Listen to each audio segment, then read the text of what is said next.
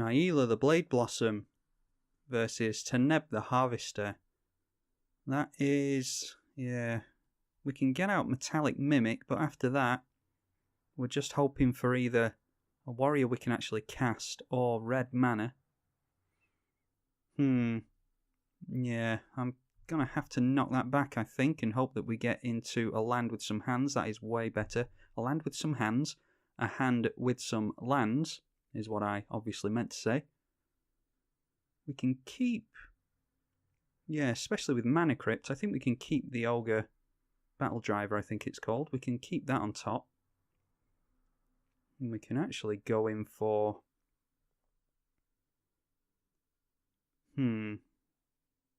Yeah, I think we go for... Do we want... Yeah, we're going to have to shuffle that Ogre Battle Driver away then, because we want to get black and white mana here. In, where are we? In Scrubland. And we won't be able to get down a Chief of the Scale next turn unless we draw into a white or black land. But what we will be able to do is get down Najeela. Unfortunately, the Ogre Battle Driver costs 2 red. And there's no way for us to get 2 red down. We didn't want to get a red with the Windswept Teeth because we want to get into Wooburg as best we can. Don't really care about Mana Crypt bolting us, because we intend to play pretty quickly, and there we go, there's Plateau. I think I'd rather get Najeela down here, because the more tokens we can get out and the faster we can get them out, the better. So we'll go in here and we'll get our token, and we'll always yes and yield and just hope that our opponent doesn't play any warriors.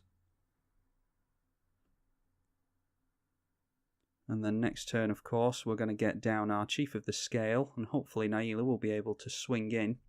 Depends entirely on what our opponent does. Teneb the Harvester is a Junk/Abzan commander. 6 mana for a 6/6 flyer, and whenever it deals combat damage to a player, you can pay 3. That's 2 and a black, and when you do, you put a creature card from your graveyard onto the battlefield under your control. So I'm assuming that this is going to be Self-Mill Dredge type deck. Entomb and Buried Alive, all those types of cards. I don't think they're going to be able to load up their library quickly enough. But never say never. Not going to assume that our opponent has nothing. Champion of Landbolt would be really nice, but unfortunately we don't have any green mana whatsoever.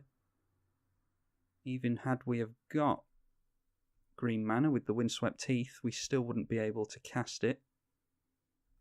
So we're just going in with Najeela here, and this will get us not only menace on all our creatures, which isn't actually of any relevance to us, but it will also get us a lot of tokens, which is really what we care about.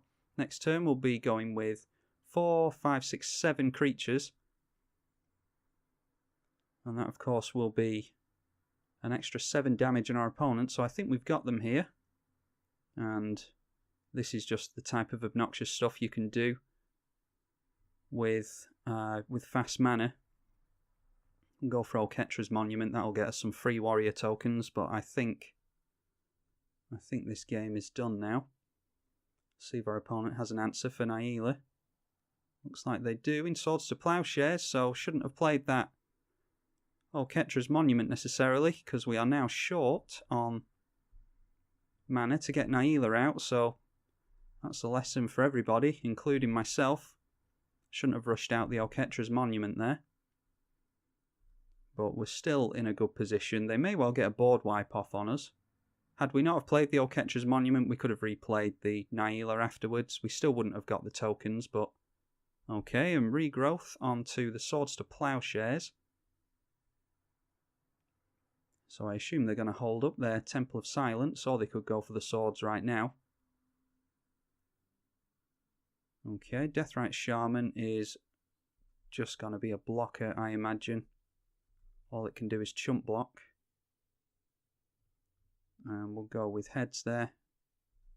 And I think if we swing through here, at least got a green towards Champion of Lampholt. Yeah, so we've got 4, 5, 6, 7, 8. They block 1.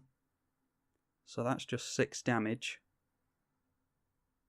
We'll try and force the issue here. And go for Najeela. This will force them, of course, to get the Swords to Plowshares on the go. Because if we swing in with all this stuff, we'll get some tokens. So they have to use Swords to Plowshares on the Najeela here. We did at least get a warrior out of the deal. Okay, well that is... They might have something else, but... Yeah, that's really not what they wanted to do there, because we're going to get some free tokens now. And we are going to manage to go wide on our opponent. I think. I haven't done the maths yet, but that looks like... Yeah, that looks like that's good for us. Yeah, so what our opponent should have done there was Swords to Plowshares on Najeela. They were probably dead next turn anyway, because we could have cast Najeela again. The Mana Crypt just did a lot of work for us that game. And then Ancient Tomb would have allowed us to pay even more command attacks. So, unlucky for our opponent. Like I say, they should have gone for the swords on Najeela there, but I think we had the game won anyway. So, that's Najeela, the Blade Blossom, and I hope you all continue to enjoy it. I'll carry on playing games until people either get sick of it or they want to see different commanders. So, like I said, hope you enjoyed that, and I will see all of you in the next one. Thank you for watching.